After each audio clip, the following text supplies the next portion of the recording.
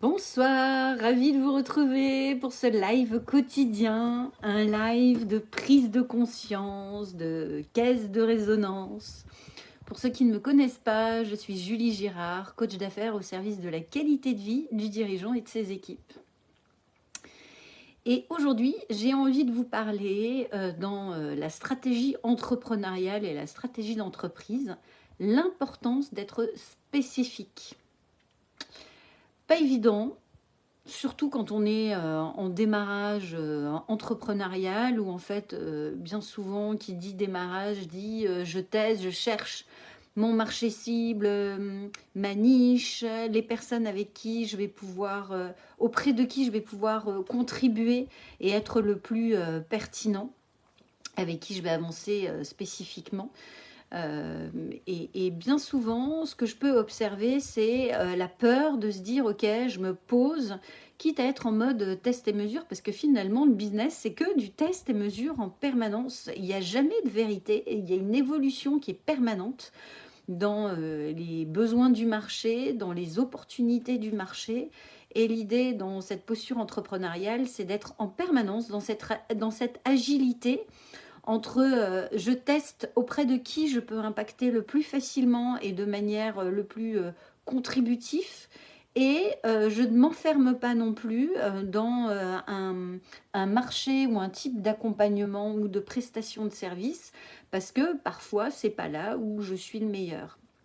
Et ça, c'est pas toujours évident parce que ça demande effectivement des prises de risques, ça demande à un moment donné de rester focalisé sur un domaine particulier, ça demande aussi finalement de dire non à certains clients plutôt que de prendre tous les clients qui peuvent venir à nous. Ça demande effectivement de prendre une décision et de tenir sa décision, ce qui n'exclut pas, et ça j'ai pu l'observer tant à titre personnel que dans les accompagnements entrepreneuriaux que je peux faire. Au plus vous êtes spécialiste, au plus vous ressortez. C'est un peu la clémentine orange dans l'ensemble des je vais y arriver.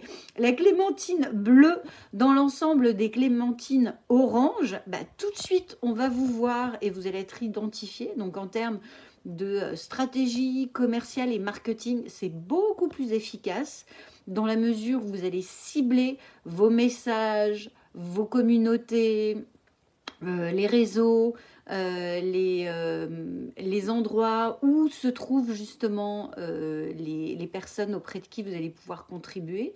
Et en même temps, bah, vous allez aussi attirer plus de personnes qui ne sont pas forcément dans votre cible, mais qui vont être attirées aussi par votre personnalité et votre manière d'aborder votre business. Parce que qu'on soit bien clair, aujourd'hui, il y a pléthore d'entrepreneurs et d'entreprises qui sont sur des métiers similaires. Je prends l'industrie du coaching, il y a plein de coachs. Mais je prends l'industrie du courant faible, du courant fort. Je prends l'industrie de l'architecture, du BTP. Je prends l'industrie des avocats. Il y a pléthore de métiers. Ce qui fait la différence, et en vrai, si on se met dans la posture du client et du consommateur, c'est pas le produit que je vais acheter, c'est l'état d'esprit et la culture de la personne ou la culture de l'entreprise qui va proposer ce produit ou ce service.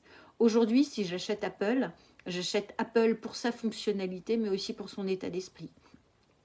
Si j'achète Porsche, je ne l'achète pas de manière rationnelle pour sa fonctionnalité, parce que rouler avec une Porsche en ville, c'est pas ce qui est le plus efficace, on est bien d'accord.